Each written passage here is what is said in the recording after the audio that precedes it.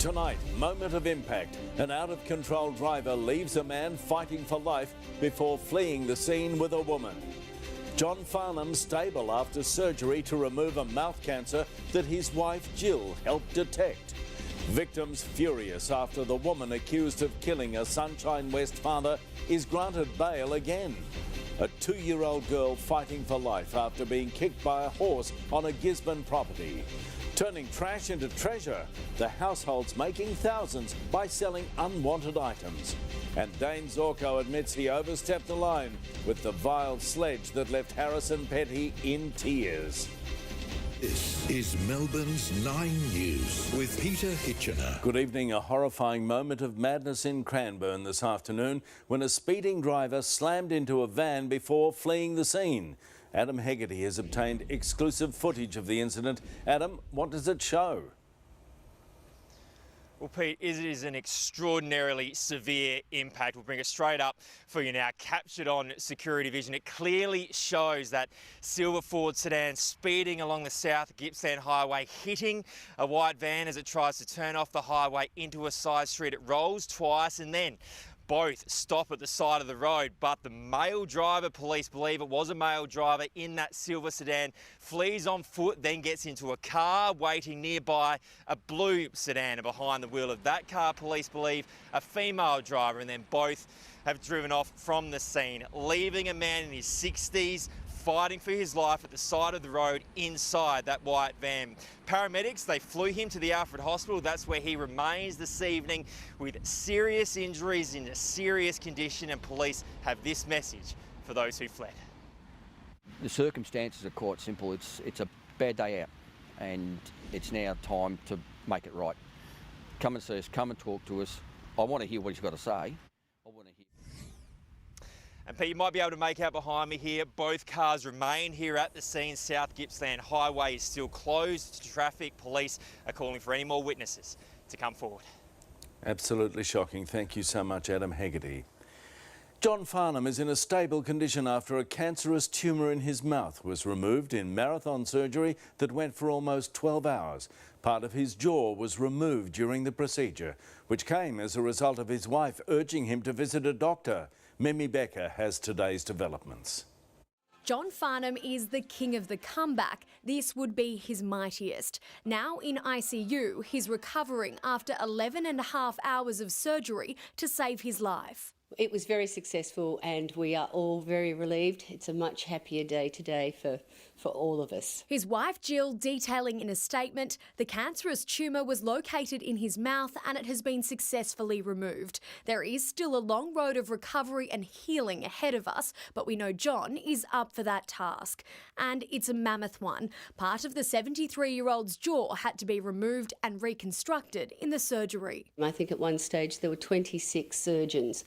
So they are our heroes, they're our rock stars. We take for granted that we can speak and chew and talk and swallow and smile, but to recreate those specialised capabilities obviously involves a great deal of skill. Close family friend Gaynor Wheatley revealing today John's wife Jill had noticed something wasn't right and urged him to get help. John suffers from that man thing that says I'm fine, and it was lucky, and we have Jill to thank to take him to the doctors and found this lesion in his mouth. The singer hasn't always shied away from his health battles. He was an avid smoker for decades before eventually giving up and then later discovering cigars. I got crook there for a while. I was pretty crook and I was smoking cigars, a lot of cigars. His latest wake-up call just 2 weeks ago when he was diagnosed. Mouth cancer can involve the tongue or the gum or the jawbone, sometimes even the skin, and as well as the teeth. For everybody who has this diagnosis,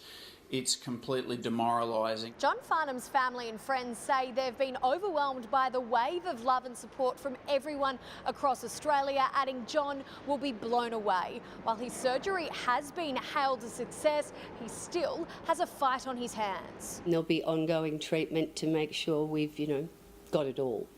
But I think by Christmas we'll be looking great. Mimi Becker, 9 News. A woman who allegedly struck and killed a Sunshine West father while on 4 counts of bail has been released again. Alicia Fagan will be free to go shopping and bushwalking at a healing centre after her tearful appearance before a magistrate. Crime reporter Lana Murphy. From prison to a pamper session, an accused killer driver is freed, bailed to a residential healing service for troubled Indigenous youth. On the agenda, cultural bushwalks, trips to the cinema and visits to a gym, complete with a sauna and spa. Meanwhile, the children of Sadat Hassan are shocked and devastated and fear another family will lose an innocent life. The 69-year-old was killed while driving home in Sunshine on June 9, struck by a white Audi that sped through an intersection. 3 of the 4 occupants fled and left the grandfather to die. Police allege suspended learner driver Fagan was behind the wheel. They say the 22-year-old was drunk, had a knife in her handbag and was driving almost 30 kilometres over the limit. The court told she had more than a dozen pending criminal charges, allegedly leading police on 2 high-speed chases. But she was granted bail on 4 occasions, released weeks before the fatal crash. Today, she got it again. Magistrate John Hardy said he feared Fagan was addicted to driving cars when she shouldn't be, saying the crash was almost inevitable given her conduct. But Fagan claims she wasn't in the driver's seat and has twice begged the court for freedom. Today she cried, holding rosary beads and wearing a cross around her neck.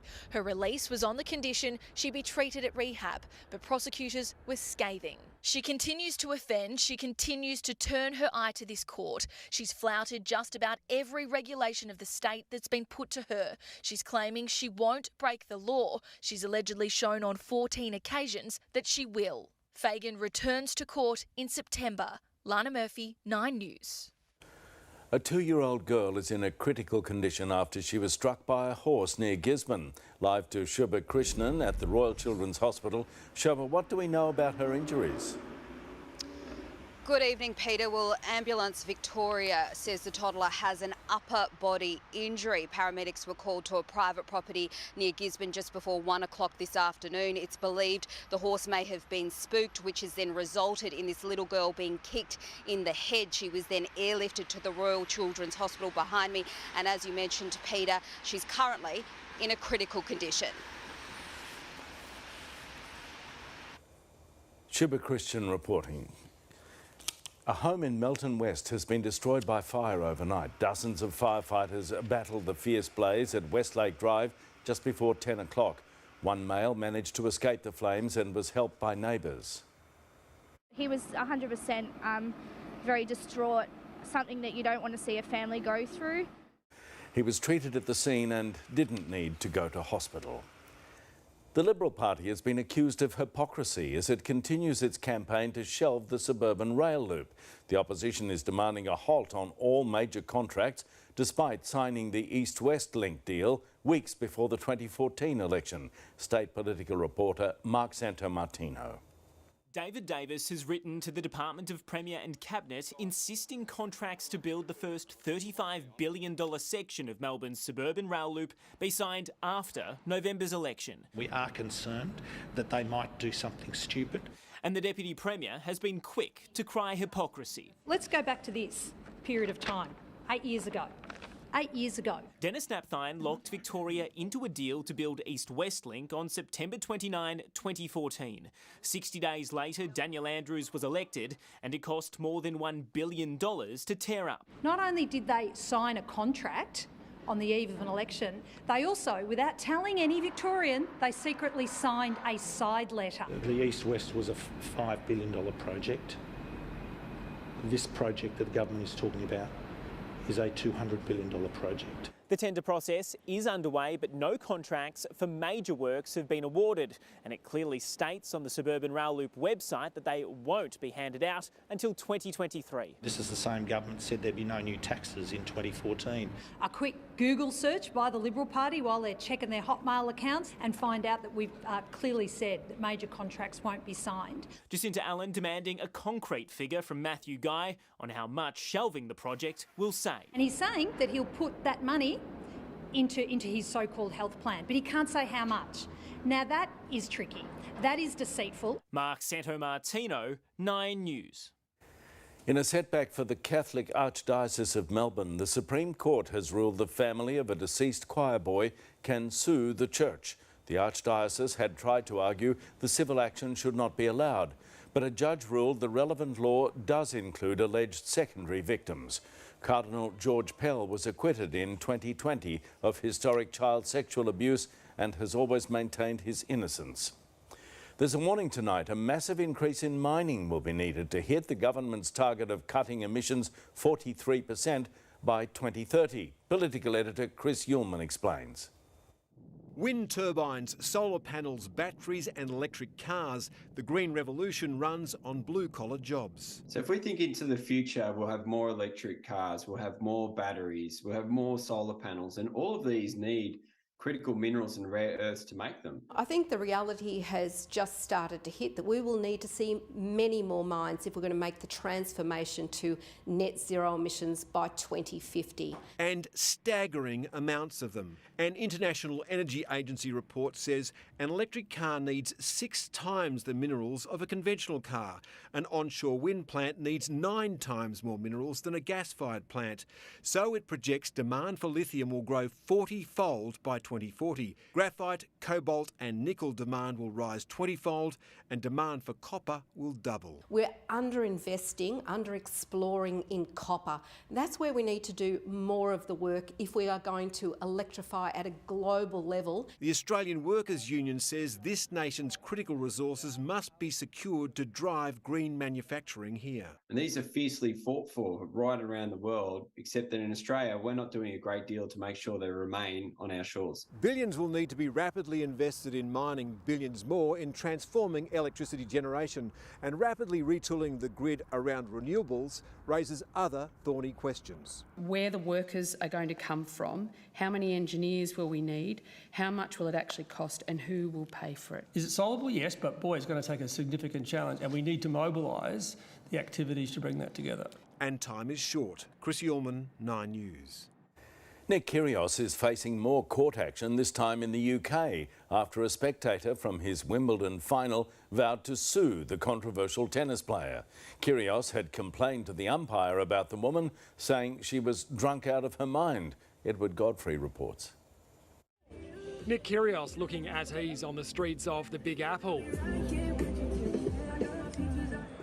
and at Flushing Meadows, just days out from the US Open. I'm going to give it my best shot.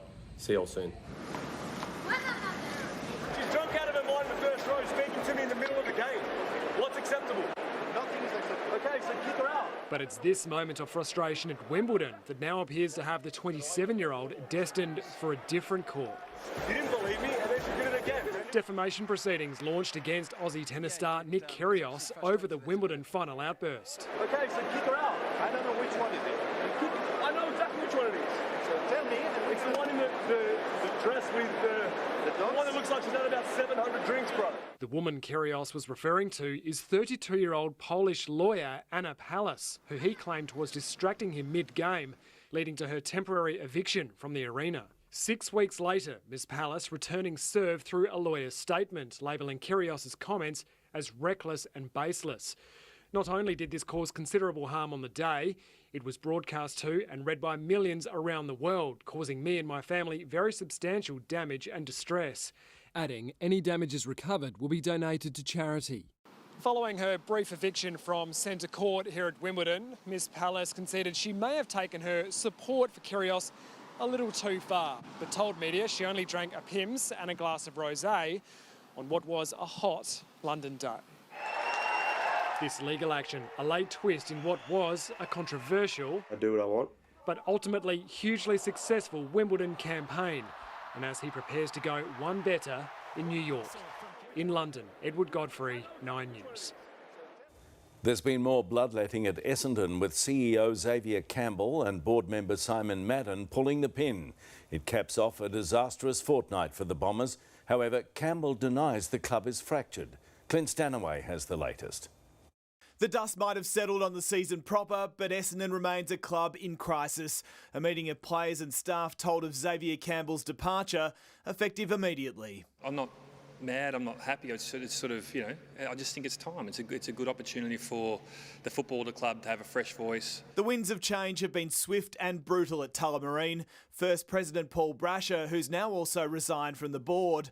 Coach Ben Rutten is gone. Today, Campbell fell on his sword and club legend Simon Madden has had enough too, quitting as director.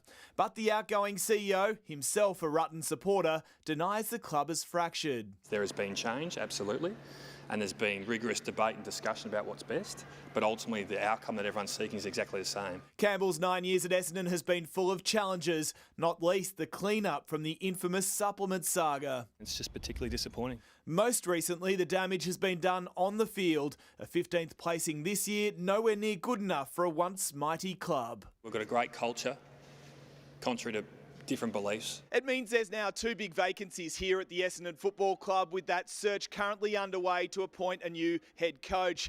But the outgoing CEO says there's still genuine hope. It's now up to new president David Barham to convince an already impatient fan base that good times lie ahead. I feel like Essendon is well prepared. We are well prepared for this next little period. But it won't happen overnight. Absolutely it won't. Clint Stanaway, 9 News. Now looking ahead to more sport, Tony Jones. Thanks, Pete. Good evening. It's the AFL's presentation night tonight, trophy night. It's a black tie bash and we're live on the red carpet. Also tonight, with several stars on track for a comeback at Geelong, those Cats certainly aren't short of confidence ahead of the final against the Pies. They've instilled that confidence in their group, so it's for us to shut it down. Lynch and Martin again the focus at Punt Road. A rusty return, which has left the Dockers with a big call to make on Fife. Dane Zorko breaks his silence on that sledge, and there's a twist. Our cricketers get the ball rolling early for this summer. And who are the sporting stars with the need for speed? That's all coming up a little later on, Peter, along with Matthew Lloyd, who's going to join us live, and he's got a few things to say about his old club. OK, right. Thank you, Tony. Well, still ahead in Melbourne's 9 News, the hoodie-wearing crook smashing his way into homes in the western suburbs claims rogue taxi drivers are slugging their passengers excessive fares. The lung disease therapy helping sufferers breathe much easier. And Olivia Newton-John's family forges ahead with the wellness walk named in her honour.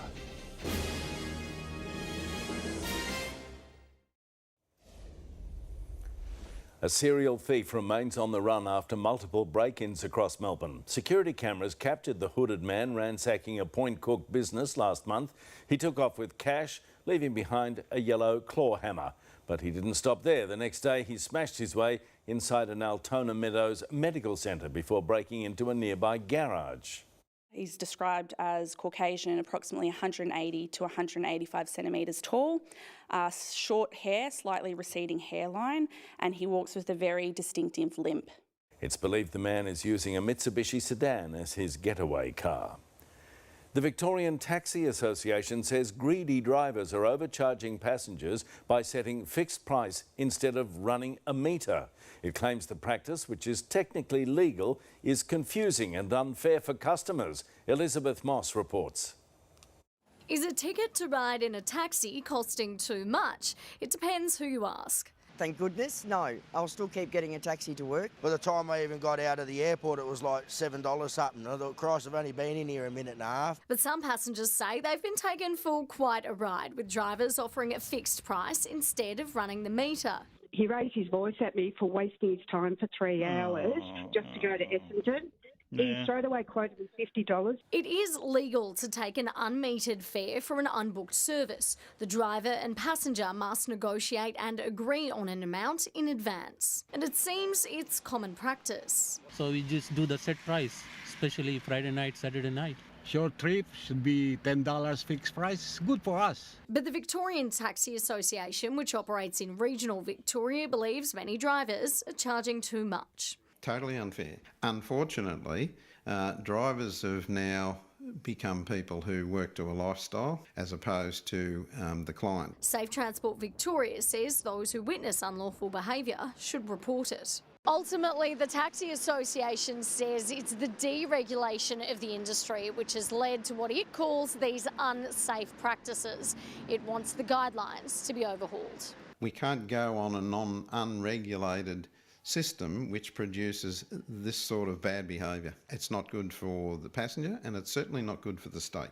And in the meantime, it seems some passengers don't seem too picky. Whoever will take me home. Elizabeth Moss, 9 News. A 9-year-old girl was fatally shot when a man being chased by a masked gunman forced his way into her UK home. Olivia Pratt-Corbell was shot in the chest as her mother struggled with the gunman at their front door in Liverpool. Police say her family had no link to the intended victim, a senior gang member. Finland's Prime Minister has apologised after a picture emerged showing 2 influencers posing topless in her official residence during a private party. It comes days after she was accused of having an excessive lifestyle when video was leaked of her dancing with friends. Sanna Marin admits the picture is not appropriate. Holidaymakers were stuck in the Eurotunnel for 5 hours after their train broke down. Passengers had to abandon their vehicles in the 50-kilometre tunnel deep under the English Channel before being led into a service tunnel. One passenger described it as just like a disaster movie. A pioneering approach to salvaging damaged lungs is producing promising results. The world-first Australian trial will enable more patients to access treatment for severe lung disease. Gabriella Rogers with this exclusive report.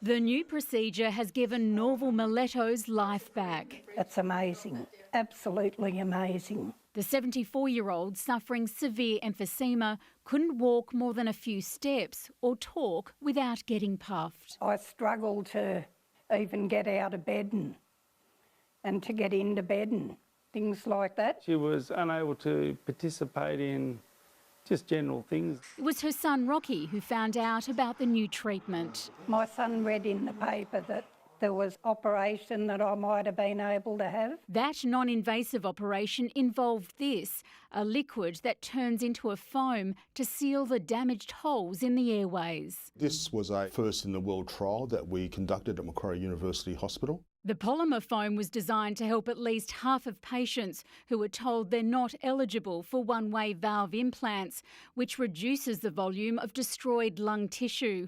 On the scan, you can see the difference that treatment makes. You allow the less destroyed lung to expand and therefore allow the patient to absorb more oxygen and have less symptoms. The trial of 14 patients who received the polymer foam prior to having the valves inserted was successful. I think we're very successful in enabling this procedure to now be opened up to people that couldn't have this previously.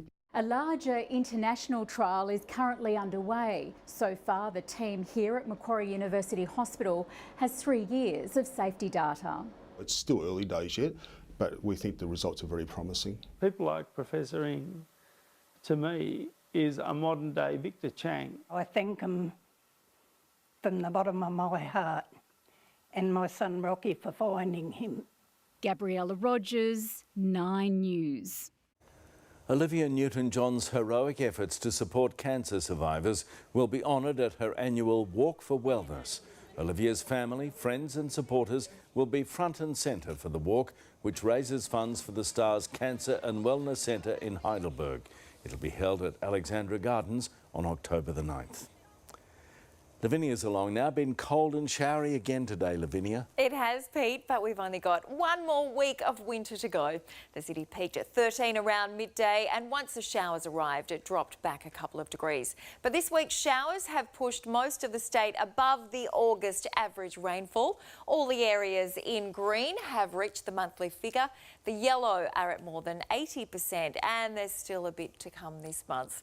We can expect more showers tomorrow, but after that, this approaching high will bring some lovely late winter weather, including a pair of days nudging 20 degrees. I'll have those details for you later in the bulletin, Pete. OK, thank you, Lavinia.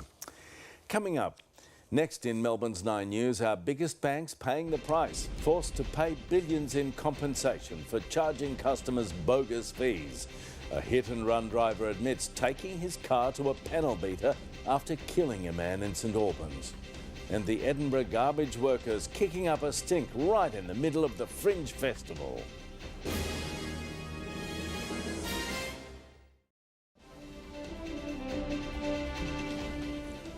A retired truck driver has pleaded guilty to fleeing a crash in St Albans that claimed the life of an elderly pedestrian.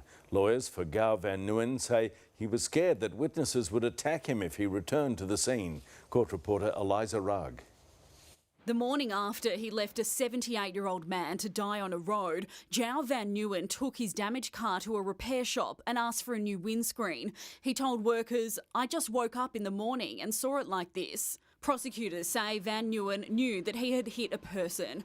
Arthur Frangis was killed while crossing Main East Road at St Albans. He was on his regular walk home from volunteering at his local soccer club. After the collision, Van Nguyen slowed down momentarily, then just kept on driving to his home in Essendon. An act Mr Frangis's widow, Helen, and two of their children find hard to comprehend 3 years later. When a mechanic dobbed Van Nguyen into police, the former truck driver claimed he had panicked.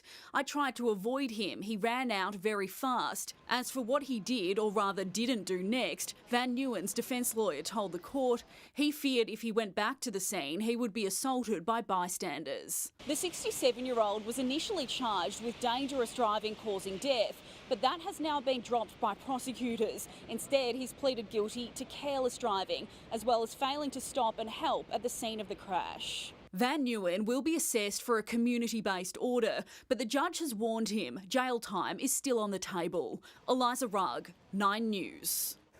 Some of the nation's biggest banks have paid a combined $3.6 billion to their customers as compensation for misconduct. The corporate watchdog found AMP, ANZ, NAB, Macquarie, Commonwealth and Westpac charged their customers for financial advice they never received. NAB paid the most, followed by Westpac. Today marks 6 months since Vladimir Putin sent his army into Ukraine in an invasion he thought would be over in days. As Brett McLeod reports, the anniversary coincides with Ukraine's Independence Day, the beleaguered country on high alert for Russian attacks. In a ceremony to mark National Flag Day, Volodymyr Zelensky vowed the blue and yellow colours will soon fly over all of Ukraine, including the areas currently held by Russia. A timely message of defiance, but the 6-month anniversary also flagged new fears. The US warning citizens still in Ukraine to leave immediately, based on intelligence that Moscow plans to step up attacks on civilian infrastructure. But the Ukrainian leader says, what's new? He doesn't see that much has changed since the first day. I do not see much fear settling in.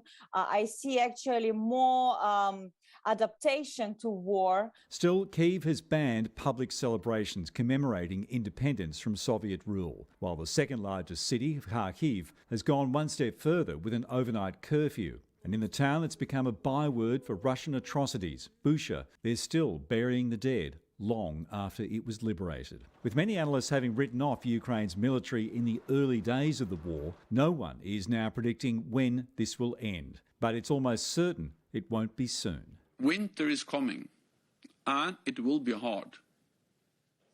And what we see now is a grinding war of attrition. Zelensky says the war won't be over until Russian forces are pushed all the way back to where they were in 2014. We need to free Crimea from occupation. It started in Crimea and it will end in Crimea. In London, Brett McLeod, 9 News. A so-called fire tornado has been filmed by firefighters in Portugal. The rare phenomenon can dramatically worsen already serious blazes. Portugal, like many parts of Europe, has been facing a relentless fire season, with the continent experiencing the worst drought in 500 years. And Edinburgh's famous Fringe Festival has been littered with rubbish as garbage workers strike over pay rise demands. The popular event, which draws international crowds, has been marred by the rising amount of waste on city streets. Cleaning staff are campaigning for a 3.5% pay rise, with the strike expected to continue until the end of the month. When we come back, nowhere to hide. The police air wing nabbing offenders in a crackdown on organised crime. Former strip club Goldfingers to rise from the ashes, and garage gold mines. The households making thousands, selling unwanted items.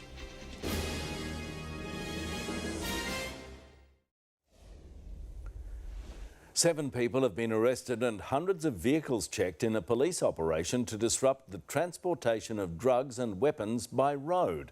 Infrared cameras on helicopters were used in the operation, which also involved the police air wing. Approximately 1,800 other checks have been performed over the past week.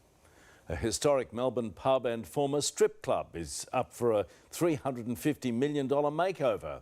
Plans have been approved for a 21-storey tower to be built above the Kilkenny Inn in the CBD after it was gutted by fire earlier this year. The new space will include offices, shops and a wellness centre.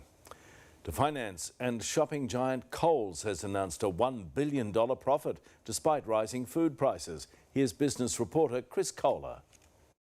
Shoppers are doing it tough, but so far so good for supermarket profits. Coles announced more than $1 billion today, along with a higher dividend of 30 cents per share. But inflation is having a clear impact, with the CEO pointing out a shift towards canned foods, cheaper cuts of meat and their $1 pastas. Coles shares actually fell as investors took all that in. And from supermarkets to pizza, Domino's announced a $158 million profit, down on last year, but the shares lifted anyway.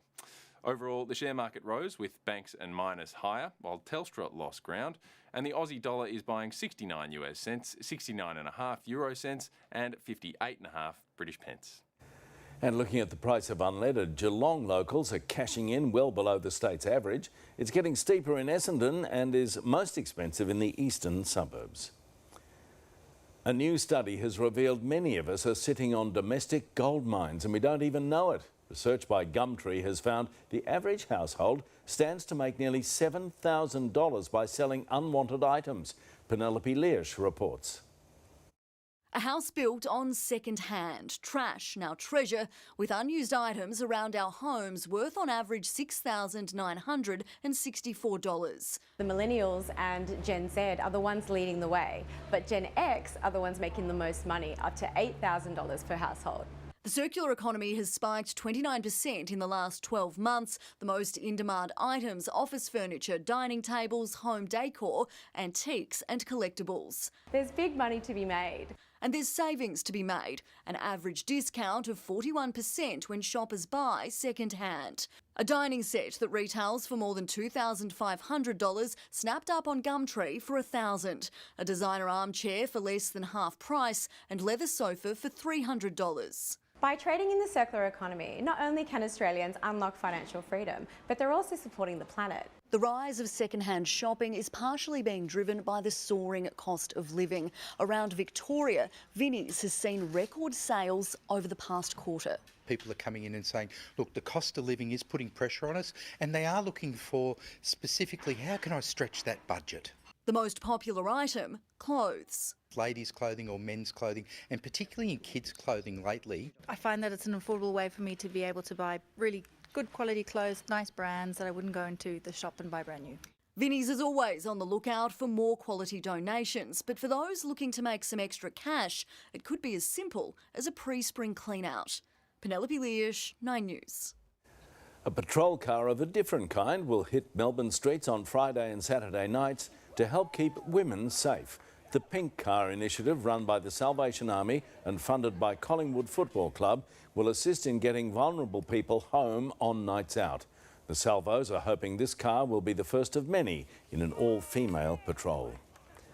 Now returning with sport, Tony Jones. Thanks, Pete. Hello again. It is dinner suits at the ready tonight as the AFL slips into party mode. Our own party boy, Clint Stanaway's there. Sure is, Tony. Good evening to you. It is the AFL Awards night tonight here at Melbourne Park, and there might even be reason for the Blues to celebrate. I'll explain that next. Thanks, Clint. Also tonight, Dane Zorko opens up on that Gabba sledge. Stars on show. The Cats are getting some big names back. And the NBL stars all revved up for their battle on the boards.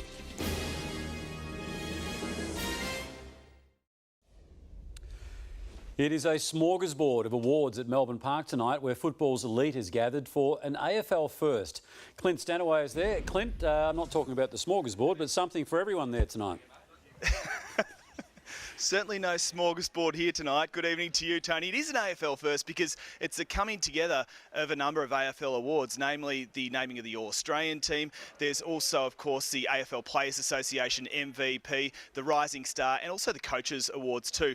But important to note that this event is being held with strict COVID protocols. The last thing the finals-bound clubs want is their players getting sick, and as such, they've actually been entering through a separate entrance, and being whisked up those stairs to a private room before their entrance into the main ballroom a little bit later this evening for the main awards night. One of those players hoping to figure in the All-Australian 22 is Carlton's Adam Sard, who himself is just recovering from the shock of that loss to Collingwood last weekend. Obviously, like, devastating and pretty flat, but I guess we just got to pick ourselves up and try, play our brand consistently for 4 quarters, and we're not there yet. We're not good enough. Can you at least let your hair down tonight? Well, I got no hair, so it's always down. It's usually an enjoyable night, so hopefully, yeah, it's another good night. It is a big night tonight, a big night tomorrow night too, with the AFLW season opener between Carlton and Collingwood. So plenty, a feast of footy, I guess, even with this week break heading into the finals. Tony, it's back to you. Absolutely. Clint Stanaway live there. Well, Geelong is confident a swag of star inclusions can only be a plus as opposed to a disruption for their qualifying final against Collingwood. With Jeremy Cameron and Mitch Duncan on track to return, the Cats are eager to bring that Pies party to an end. Joshua Dorr with more. It's a time when coaches want stability, but when the likes of Jeremy Cameron and Mitch Duncan are ready to help a premiership tilt, some adjustments are allowed. We've been very adaptable as a group this year, and probably a handful of games we've thrown 4, 5, 6 changes and we've performed really well. Having cheered them over the line for a mouth-watering finals matchup, Isaac Smith is well aware Collingwood has just as much belief, and he's pretty keen to snuff it out. They deserve that. They've instilled that confidence in their group, so it's for us to shut it down. It's going to be important that we can deliver a full 4-quarter performance, and I know that's silly and that's a cliche, and I hate cliches and I hate hearing players say it, but I think they're being coached really well at the moment. Here at Olympic Park, Captain Scott Pendlebury was absent from a light session for the Pies, but Taylor Adams continues to ramp up his training. The star midfielder barely missing a drill as he looks to overcome a groin injury to take on the Cats. New Giants coach Adam Kingsley returned to the Tigers camp as Tom Lynch and Dustin Martin continue their push for the trip to Brisbane. Cameron Rayner won't meet them in that elimination final, with the Lions accepting the tribunal's decision to uphold his one-match ban. And despite managing just 9 touches in a rusty return to football, Dockers star Nat Fyfe won't be risked in the waffle this weekend. The coach confident a rest will get him back to his best for a finals date with the Bulldogs. He's sore in some spots, but his hammy was good, and some of the other issues he's had over the season were all good. So he'll get a full 2 weeks of training in, and we cherry ripe for the first final. And Dane Zorko has just spoken publicly for the first time about that ugly sledging incident with Harrison Petty. While he remains remorseful and apologetic and would take it back if he could, he has shed some light on some of the intensity from Melbourne, which drew him to making that comment. Players across the field probably stepped up to the line all game, and I acknowledge that I certainly crossed that. And I guess for me, I just reckon it's really important that Lions fans and fans in general probably understand that it wasn't just an unprovoked sledge and it wasn't said in isolation. Zorko went on to say that some of the comments directed at him potentially crossed the line, but acknowledged that he has to learn and hopes the industry can do the same. Tony? All right, Joshua Dorr, that live update there. Further carnage at Bomberland today with CEO Xavier Campbell leading a procession of exits. Former Essendon great Matthew Lloyd joins us live ahead of Footy Classified tonight. Lordo, I know it hurts you to see your old club in such a shambolic state. Yeah, TJ, the club hasn't won a final for 19 years, so 2004 was the last winning final, so there's going to have to be change, and in the past the right changes haven't been made, so it looks shambolic, but at the same time it's part exciting with what David Barham is doing to make the necessary change, do it properly. 4 board members also look to be standing down, plus the president, the CEO and also the coach. So saw Collingwood and teams like Carlton in this position only 12 months ago and the way they've turned things around, and I think it'll be a bright year next year for the Bombers if they get the right appointments over the coming month or so. They probably didn't, Collingwood and Carlton, treat their coaches in such a shabby way as what Essendon has. But any other heads to go? I mean, do you see this as being the end of it? Well, I think it sounds like it's the majority has been done, TJ. It wouldn't surprise me if another 1 or 2 changes could be made because the review still hasn't happened yet. So the external review will start over the next week or so. But yeah, you're right that they didn't handle the exiting of Ben Rutten very well. But I still believe it was the right move that was made to, because of the way the team did perform this year. But we'll discuss all that and more with you, TJ, as host at 9:40 tonight, which is pretty exciting. Yes, I am filling in for Eddie Maguire. Of course, I am the budget version of Eddie, so I'll see you on Footy Classified then. See you then, Teach. Good on you, Matthew Lloyd, joining us there. Australian wicketkeeper Alex Carey has backed the future of the one-day format. A year out from the World Cup, the Aussies are using a 6-game series against Zimbabwe and New Zealand as a warm-up, and Carey says the 50-over game is still relevant. We know there's a T20 World Cup just around the corner. We know how big the Ashes were last year. Yeah, there's a place in the game for all formats. The series begins in Townsville this weekend. And with the new NBL season kicking off as soon as the AFL finals are over, Phoenix are putting the foot down. Mitch Creek recovering from an ankle injury and Ryan Brokoff were at Sandown this week for a hot lap with the Tickford team. The South East Phoenix boys will themselves be able to set a cracking pace when their season begins with a home game against last year's runners-up, the Tassie Jack Jumpers, on October the 1st. A few more weeks, we'll be back out there as a team. Once everyone gets in, the chemistry starts to grow and we can do something really special. Before the regular season begins, the NBL teams will square off in the Blitz, which gets underway in Darwin on September 16. And when I say the budget version of Eddie, I mean the budget version of Eddie. Oh, it's wonderful news. All the very best for Footy Class tonight. Thanks, Tony. Time to check back now with Lavinia. How long are the showers going to hang around, Lavinia? Oh, Pete, the west won't get much at all, but outer eastern suburbs could get as much as 15 millimetres by 6 a.m. and the showers will hang around tomorrow as well. I'll let you know when they're finally expected to clear next.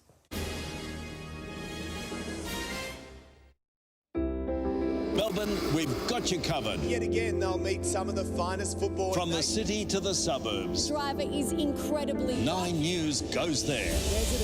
Live updates, breaking news. Everything you need to know. Everywhere in our great city. Every time it happens. 9 News, Melbourne's news.